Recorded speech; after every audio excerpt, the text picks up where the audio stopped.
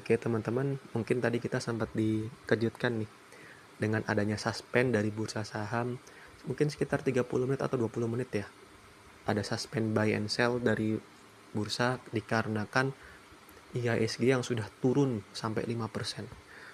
Seingat saya sih, tadi IHSG terakhir ada di angka 6.100 atau 6.000 ya, IHSG-nya tersebut. Nah, mungkin saya coba mencari jawaban kenapa sih IHSG itu sampai bisa turun sampai 5%. Mungkin kalau kita cari timeline sebulan terakhir mungkin sudah turunnya jauh sekali itu, dari 7.000 sampai ke sekarang sekitar di 6.100, dari 6.000 lah. Nah, pertama sih kita lihat dari internal bursa dan kedua dari kebijakan pemerintah. Kalau kita lihat dari kebijakan bursa sendiri, memang ada beberapa kebijakan bursa yang direspon negatif oleh para investor. Yang pertama, kode broker di-delay.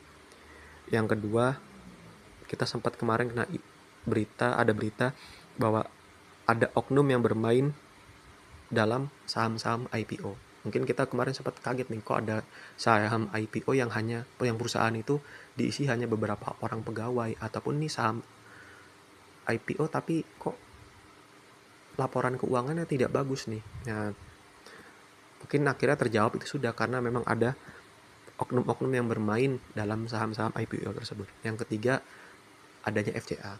Mungkin kalau FCA ini memang sudah menjadi berita negatif ya untuk para investor, dan juga direspon negatif juga oleh para investor. Kita lihat sendiri ketika FCA itu hadir pertama kali, pasar langsung merespon dengan kejatuhan yang luar biasa waktu itu kan. Dan ketika FCA itu hadir, ketika saham itu turun, kalau saya waktu perhatikan, pergerakan dolar pun naik. Jadi mungkin ada kemungkinan juga orang-orang yang tadinya bermain di bursa saham, ketika adanya FCA ini, mereka melihat kebijakan FCA ini kurang menguntungkan, atau mungkin mereka lagi wait and see dulu, mereka nyebrang dulu nih ke dolar. Yang akhirnya kemarin sempat dolar naik, dan harinya itu kurang lebih hampir sama dengan adanya kebijakan FCA ini. Jadi ketika bursa saham jatuh karena ada kebijakan FCA ini, dolar naik selisih berapa hari, atau mungkin di hari yang sama ya, saya juga lupa ingat juga karena waktu itu sudah lama ya, sudah setahun yang lalu ingat saya. Lalu dari isu luar bursa sendiri, ada isu Danantara. Danantara di sini sebenarnya niatnya bagus, hanya saja dari respon investor di sini, ada ketidaksukaan dari investor di sini ketika orang-orang yang mengisi Danantara ini dianggap kurang berkompetensi. Seperti contoh, mungkin ada orang-orang yang dianggap, wah ini kan keluarganya ini nih, orang ini nih, atau mungkin dari jejak masa lalu yang pernah terlibat korupsi dan sebagainya. Lalu yang kedua, dari isu luar bursa sendiri, ada RUU TNI. Di sini dengan adanya RUU TNI yang dikeluarkan tadi oleh DPR, itu memang direspon negatif ya oleh investor di sini. Saya tidak tahu dikeluarkan oleh DPR atau bagaimana, karena mekanismenya saya tidak mengenal